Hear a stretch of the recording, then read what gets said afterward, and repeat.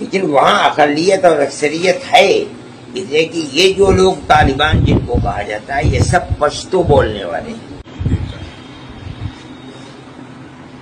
میرے خیال میں ایسی بات نہیں ہے، اس کا اصل سبب وہ یہ کہتے ہیں کہ ہمارے امام حضرت شیخ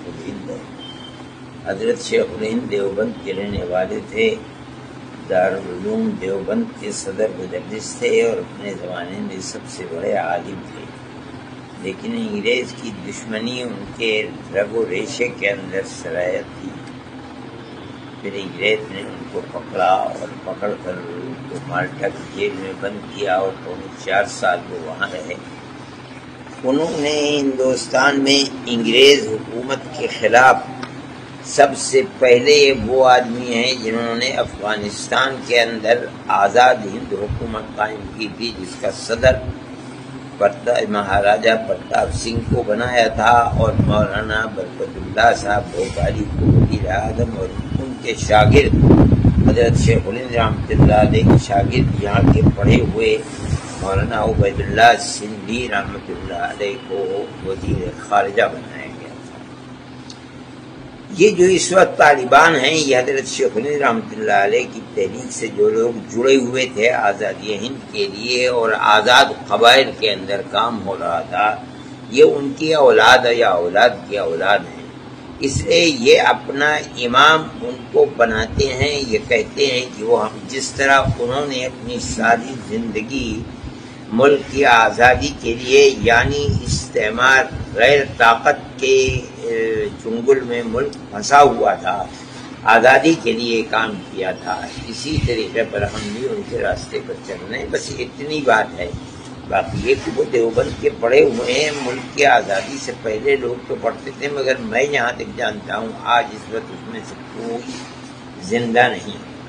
یہ لوگ وہ ہیں کہ ان کے پڑھے ہوئے ہیں، ان کے شاگرد ہیں، لیکن اصل بنیاد یہ ہے کہ وہ یہ کہتے ہیں کہ جس طرح انہوں نے اپنی جان کو قربان کر دیا اور شاگردوں کی فوج کھڑی کر دی، جنہوں نے 10 سال جیلوں کے اندر گزارا اور ملک کو آزاد کرایا ہے، ہم بھی اپنے ملک کو غیروں کے تسلط سے آزاد کرانے کے لیے کام کر رہے ہیں۔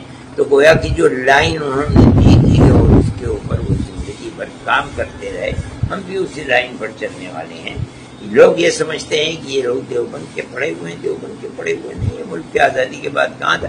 اب تو کچھ ویزا چونکہ گورنمنٹ انڈیا کی ان سے جڑی ہوئی تھی اور ان کے ساتھ ان کے تعلقات تھے، وہاں کام بھی کر رہی تھی حکومتیں، اس بنیاد کے اوپر کچھ لڑکوں کو ویزا مل جاتا ہے، لیکن اس زمانے میں تو کسی کو بھی ویزا نہیں ملا ہے۔ اس طرح سے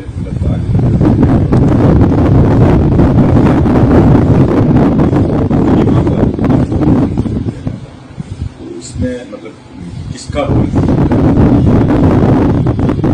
میں نہیں جانتا ہوں کون لوگ ہیں جو کے سامنے ہیں، پرستی کی ہوا چل رہی ہے۔ یہ کہا جاتا ہے کہ دارالعلوم دیوبند دہشت گردی کا اڈا ہے، لیکن ہماری جو تعلیمات پوری ہوئی ہیں، 24 گھنٹے دروازے کھلے رہتے ہیں، جب ہم پڑھاتے ہیں تو ہمارے سبق میں کوئی بھی حاضر ہو آ جائے، کوئی بھی چیز نہیں ہے، اور سبق کو سن لیں۔ ہم کیا کرتے ہیں، رات اور دن کتنے لوگ ہیں جو ہمارے ساتھ رہتے ہیں اور گورنمنٹ کے وہ پہ رہیں، ہمیں تو کبھی بھی کوئی پرواہ نہیں ہوتی تھی کہ ہم جو سبق دیتے ہیں وہ میل ملاپ کا مذہب سے اوپر اٹھ کر کے ہر آدمی کے ساتھ میل ملاپ کا ہمارا وہ ہے۔ ہم نے تو کبھی کوئی ایسی چیز کی نہیں ہے۔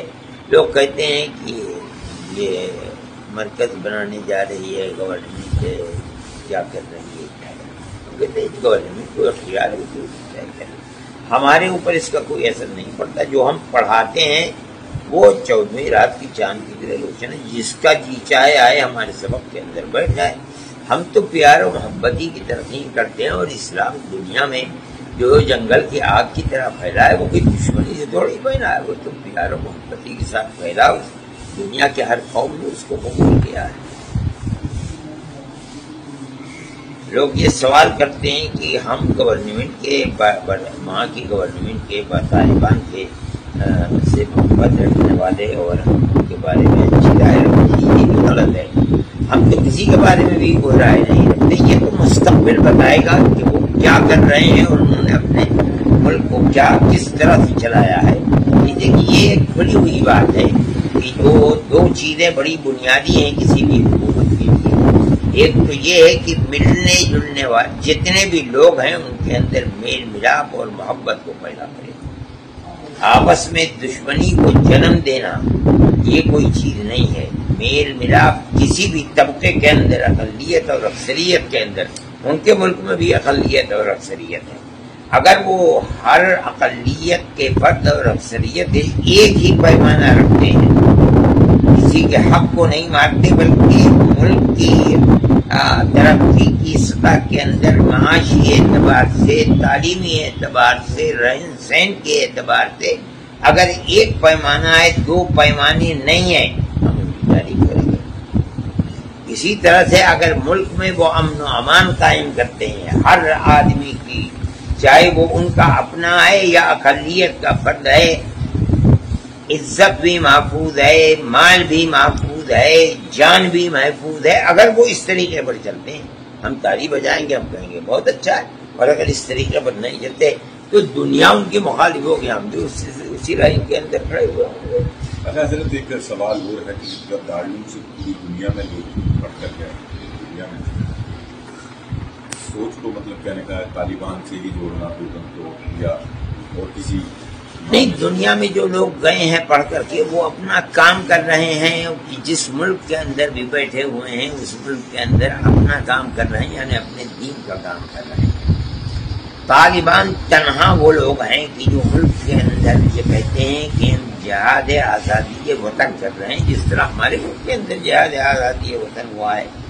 یہ قوم ایسی ہے کہ وہ کسی غیر کے تسلط کو اس نے کبھی قبول کیا ہی نہیں، آج بھی وہ قبول نہیں کرتا ہے. اس کو وہ دیوبند سے جوڑتے ہیں، وہ حضرت شیخ الہند رحمۃ اللہ علیہ کے تحریک سے جوڑتے ہیں. جب میں نے کہا کہ وہ تحریک جا کر کے افغانستان میں رنگ لائی تھی اور ایک طبقہ تھا جو ان کے ساتھ کھڑا ہو گیا تھا افغانستان کے اندر، اور انہوں نے جا کر کے وہاں آزاد ہند حکومت قائم کر دی تھی. یہ سب حضرت شیخ الہند رحمۃ اللہ علیہ کی تحریک سے جڑے ہوئے لوگ تھے. اب حضرت شیخ الہند رحمۃ اللہ علیہ کے اسی لیے جب حضرت شیخ الہند رحمۃ اللہ علیہ کے انتقال کے اوپر جو وہاں ان لوگوں نے تعزیت کا جلسہ کیا تھا، اس کے اندر افغانستان کے بالکل بالا تر اونچے سے اونچا آدمی موجود تھا. تو اس وقت کے جو حاکم تھے انہوں نے کہا تھا کہ شیخ الہند نہ تما کر آ رہا تمام پورا، جس چیز کو شیخ الہند پورا نہیں کر سکے اور دنیا سے چلے گئے، میں اس چیز کو پورا کروں گا. آج اس کا پھل دیکھنے کو آ رہا ہے. وہ قوم کھڑی ہو گئی، لیکن وہاں اقلیت اور اکثریت ہے. کہ یہ جو لوگ طالبان جن کو کہا جاتا ہے یہ سب پشتو بولنے والے ہیں، جو جنوبی افغانستان کے ہیں. شمالی افغانستان جو اوپر ہے اور روس کی ریاستوں سے ملتا ہے، تاجکستان اور اس کے درمیان میں تو صرف ایک دریا ہے، ادھر تاجکستان ہے ادھر افغانستان ہے. یہاں کے لوگ فارسی بولنے والے ہیں. ہمارا ماننا یہ ہے کہ حکومت کامیاب جب ہے جب ان دونوں کے درمیان میں ایک پیمانہ ہو، دو پیمانے نہ ہو. جب یہ صورت ہوگی تو ہم کہیں گے کہ حکومت کامیاب ہے. اور اگر یہ نہیں ہوتی ہے تو ہم سمجھتے ہیں جس سے دنیا کی حکومتوں کے اندر اکثریت اقلیت کے حقوق کو مارتی ہے، یہ بھی مار رہے ہیں اور کہتے ہیں کہ اسلامی انقلاب ہے. یہ اسلامی انقلاب نہیں ہے. اچھا، ہم حضرت یہ بھی دیکھ رہے ہیں کہ ہندوستان کی میڈیا ہے جو اصل چیز ہے جو قرار ہوا ہے طالبان سے امریکہ کا، طالبان پہ ہندوستان کی گورنمنٹ نے سائن کی، اس چیز کو نہیں بتا رہے. ہم نہیں جانتے ہیں کہ کیا ہوا ہے اور کیا سائن کیے ہیں. ہم اس کے اندر کچھ بول بھی نہیں. یہ سیاسی معاملات ہیں، انہوں نے کیا کیا ہے کیا نہیں کیا ہے. ہم اس چیز کو دیکھ ہی نہیں رہے ہیں، کہ دیکھ رہے ہیں کہ جو کام ہوا ہے آیا وہ صحیح طریقے پر اپنے یعنی کام کو کرتا ہے یا نہیں کرتا ہے. ہم نے ہمارے نزدیک اس کی بنیادیں دو ہیں.